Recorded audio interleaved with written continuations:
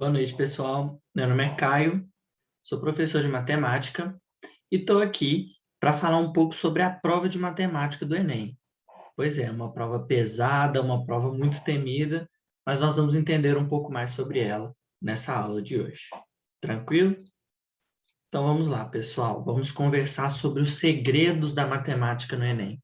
O que está por trás dessa prova que é tão temida por muitos. Você quer ser aprovado no Enem 2021? Se a resposta for sim, é aqui que você deve estar mesmo. É aqui que você deve estar, é essa aula que você deve ver. Então, segura as pontas até o final, porque até o final teremos dicas valiosas para a sua prova. Uma breve apresentação aí sobre mim. Eu me formei pela UFMG, atualmente faço mestrado no Cefet aqui de Minas Gerais, e trabalhei em pré-vestibular, escolas privadas, escolas públicas, trabalhei em tudo que tive oportunidade aí. Beleza? Então, aí uma breve apresentação para vocês me conhecerem um pouco do que eu gosto e o que eu estudei. Minha experiência com o Enem. Pessoal, dada essa apresentação que eu acabei de falar, vocês imaginam que a minha nota no Enem foi boa ou ruim? Em matemática, principalmente. Minhas notas em matemática eram boas, assim, na escola. Eu tinha um domínio da matéria, sempre gostei muito, por isso estou aqui hoje como professor e continuo estudando matemática. Mas e aí, o que vocês acham? Pensando um pouco nisso, sobre como foi a minha nota, coloquei essas duas opções aí, 720 e 920. Qual dessas duas notas vocês acham que foi a minha? 720 ou 920? Pensa aí. Pessoal, por incrível que pareça, 920 foi minha nota em redação e 720 foi minha nota em matemática. Essa grande diferença entre as duas notas aconteceu porque eu tive uma estratégia para estudar redação para o Enem, especificamente. Eu tive uma professora que foi corretora das provas do Enem e ela sabia muito sobre estratégia de prova. Ela sabia muito sobre o que caía na prova de redação. Ela sabia como estruturar uma redação para o Enem. Ela me ensinou tudo, passo a passo, profundamente, e eu tirei essa nota. Matemática, só com o conhecimento que eu tinha, sem nenhuma estratégia, não foi a minha maior nota. Poderia ter tirado muito mais, mas a minha falta de estratégia fez com que eu tirasse uma nota bem menor. E quando eu falo de estratégia, de conhecer a prova, preparei alguns passos para que vocês entendam melhor sobre como funciona o Enem, tá bom? E o primeiro passo é entender sobre como você vai ser avaliado. E essa avaliação se dá por meio do TRI. Então, esse é o primeiro passo que nós vamos seguir aqui. Tá joia? Então, vamos conversar sobre o TRI. O que é o TRI e como ele funciona? O TRI é um modelo estatístico baseado na dificuldade da questão que você está fazendo, na discriminação e na possibilidade do acaso. Eu vou explicar o que são essas coisas aí. O TRI, então, ele é um método de avaliação que é usado pelo INEP com o objetivo de dar maior justiça na prova, maior justiça à nota final. Diferente da prova que a gente resolve normalmente, o Enem não funciona assim. Se você acertou 50%, você vai tirar 50% da nota. Não é assim que funciona. A sua nota vai depender de quais questões você acertou, de quais questões você errou e não de quantas, somente. Óbvio que o número de questões vai influenciar, mas quais questões que você acertou e quais questões que você errou também vai influenciar bastante. Isso rola não só em matemática, pessoal, rola nas 4 outras provas. Tirando redação, que tem o seu método de avaliação, linguagens, ciências da natureza e ciências humanas, além de matemática, essas 4 provas são avaliadas pelo TRI.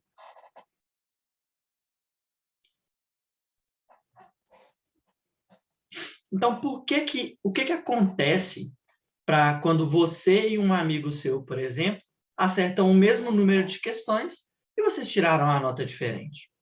Isso acontece no Enem. Vocês já tiveram essa experiência? Se não tiveram, eu tenho certeza que alguém teve, alguém que vocês conhecem. Então, isso acontece justamente por causa do TRI. Esses 3 tópicos que eu coloquei, dificuldade, discriminação e possibilidade de acaso, são os 3 principais, são os 3 pilares. A dificuldade é se o item é médio, fácil ou difícil. Isso vai influenciar na sua nota final também. Discriminação quer dizer o seguinte: se a gente tiver um item difícil, espera-se que pessoas com um nível maior de matemática acertem aquela questão um pouco mais difícil. Uma questão que consegue filtrar bem quem sabe de quem não sabe bem matemática é uma questão que discrimina bem. E isso é um índice usado pelo TRI para te avaliar no dia da sua prova. Possibilidade de acaso tem a ver com o chute. O Enem para pensar se você chutou ou não aquela questão. E como que ele faz isso? Pensa comigo aqui, pessoal. Tem uma questão muito fácil de porcentagem e tem uma questão um pouco mais avançada, com conceitos mais avançados de porcentagem. Se a pessoa errou aquela questão fácil e acertou a questão difícil, a chance dela ter chutado aquela difícil é maior. E o Enem vai te valorizar menos por esse acerto. Beleza? Então, é muito importante que vocês acertem as questões mais fáceis para construir uma prova coerente. E esse é o primeiro passo para se dar bem nesse sistema do TRI, construir uma prova coerente. Acerte primeiro as fáceis, garante as fáceis, garante as médias, para depois tentar as difíceis, tá bom? E esse desenho da escada é como o TRI te enxerga. Não adianta você querer chegar no último degrau, acertar as questões difíceis, sem acertar as fáceis. Se você não acertar as questões de um nível abaixo, o TRI vai entender que você chutou e vai te bonificar menos por aquela questão mais difícil. Beleza?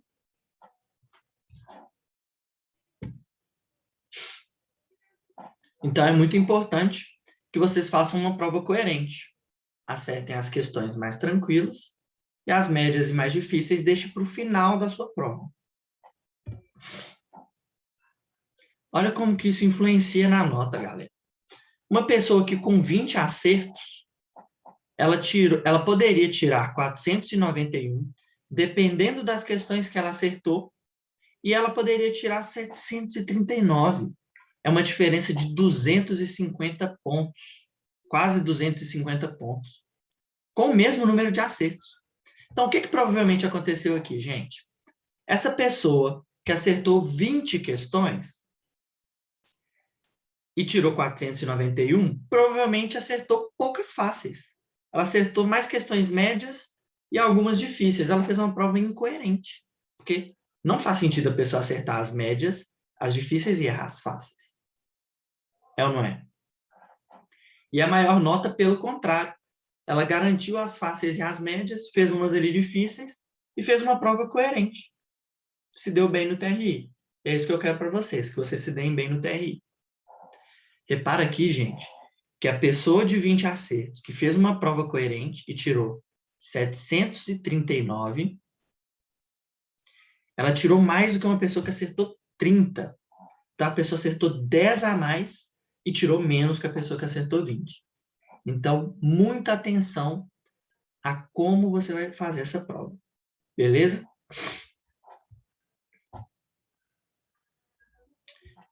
O que muita gente também fala é, como é que eu vou saber o que é fácil para eu focar? O que eu vou saber o que é fácil para eu pensar lá na hora da prova? Não, essa questão é fácil, essa questão é difícil. Pessoal, isso tem a ver com treino. Eu e os meus alunos, quando a gente estuda juntos, resolvendo muitos exercícios, a gente começa a entender os padrões do Enem. A gente consegue entender algumas questões que têm uma tendência de ser mais fácil, uma tendência de ser mais ou menos, de uma tendência de ser difícil. E a gente foca em estudar essas coisas. Então, o segundo passo para você mandar bem no Enem é focar no que você vai estudar. Dá uma olhada nisso aqui, gente. 40% da sua prova é matemática básica. E aqui em matemática básica, eu coloco algumas coisas que foram estudadas até o 9º ano, sem ser no ensino médio. Aí em matemática básica a gente tem as operações básicas, as 4 operações, razão e proporção, porcentagem, leitura e interpretação de gráfico, matemática financeira, MMC, MDC e divisores, e unidade de medida. Foi isso que eu coloquei em matemática básica, nesses quase 40%. Então, quase 40% da sua prova é de coisas que você aprendeu até o 9º ano. Estou dizendo que isso tudo é fácil? De forma alguma.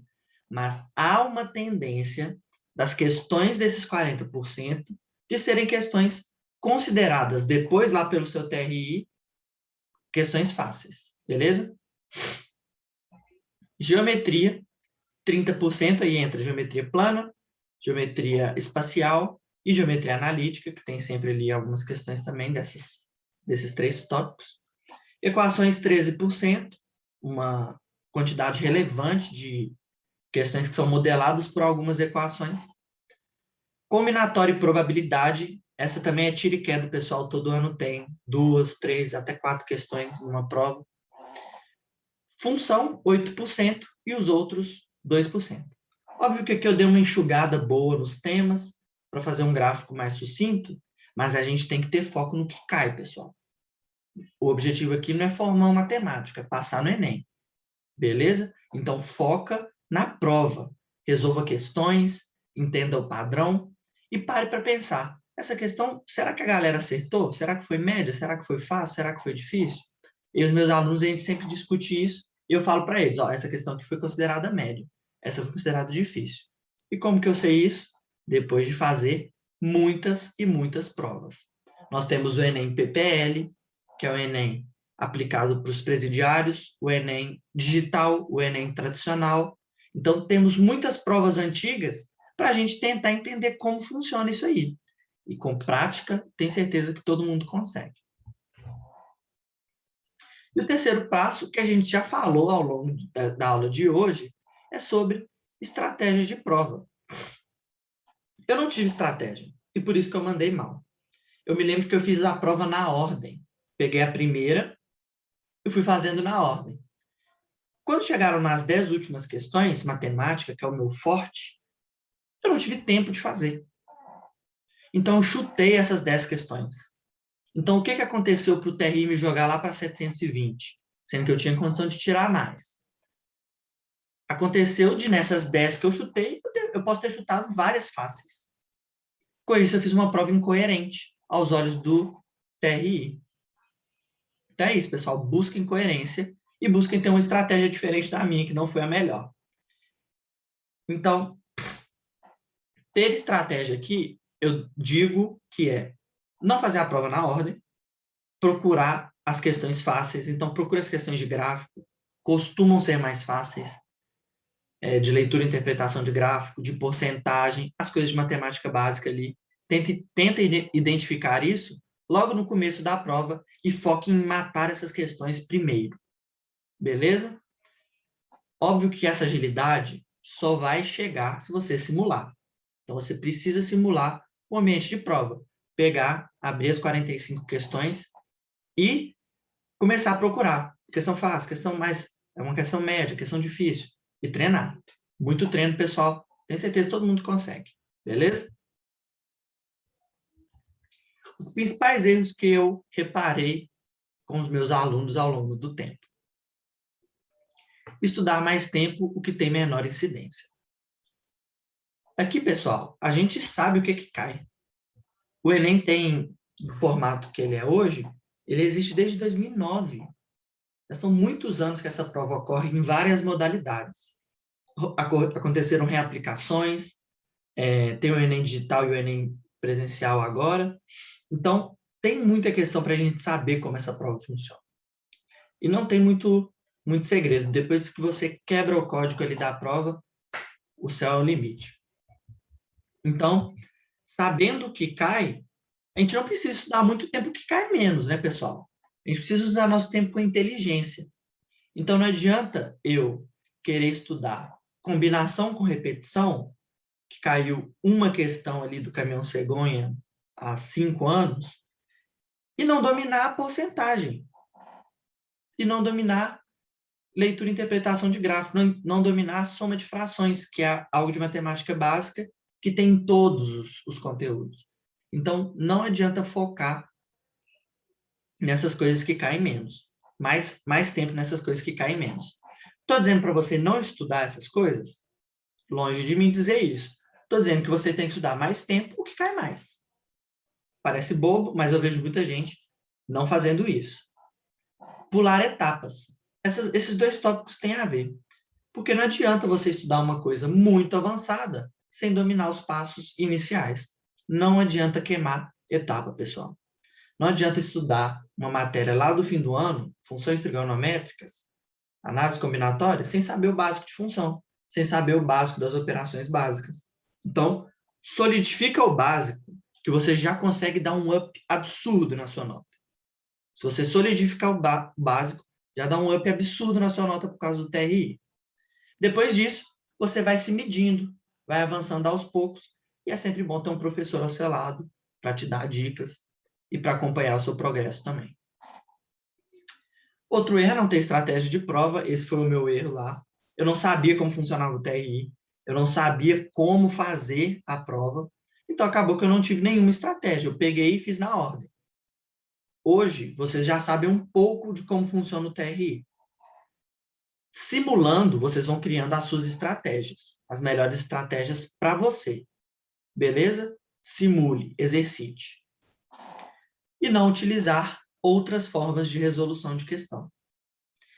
Esse erro tem a ver com o seguinte, pessoal. Nem toda questão você vai ler o enunciado, desenvolver o seu raciocínio, o seu cálculo e marcar uma questão ali bonitinho, marcar o gabarito bonitinho. Às vezes acontece de você olhar para o gabarito e já testar algumas coisas. Existem outras formas de resolver a prova do Enem, a não ser dessa tradicional. Então, não se feche em resolver a questão da forma mais tradicional. Lê, desenvolve e marca. Às vezes, dá uma olhada ali no gabarito. Se for uma questão de função, às vezes o Enem te dá a função pronta. Basta você testar alguns valores para saber qual é que você deve marcar. Isso te ajuda a ter agilidade, pessoal. São 45 questões para fazer em 2 horas e meia. Então, são cerca de 3 minutos por questão. No meu caso, eu não consegui gerir bem meu tempo. Não tive a estratégia para gerir bem o tempo. Acabei me ferrando naquelas 10 últimas, igual eu disse para vocês. E, na época também, eu tinha estratégias de resolução muito restritas. E quando resolvo exercício com os meus alunos, eu sempre dou dicas de como resolver. Pessoal, repara aqui esse gabarito. Isso aqui faz sentido? Vamos testar aquilo lá na função que foi dado. E assim a gente vai ganhando tempo e pegando jeitos diferentes de fazer a prova. Fechado? Então, pessoal, é isso que eu tinha pensado em conversar com vocês sobre o Enem. Qualquer dúvida, nos procure. Aprender em Casa está aqui para ajudá-los a atingir esse objetivo. Beleza? Até a próxima.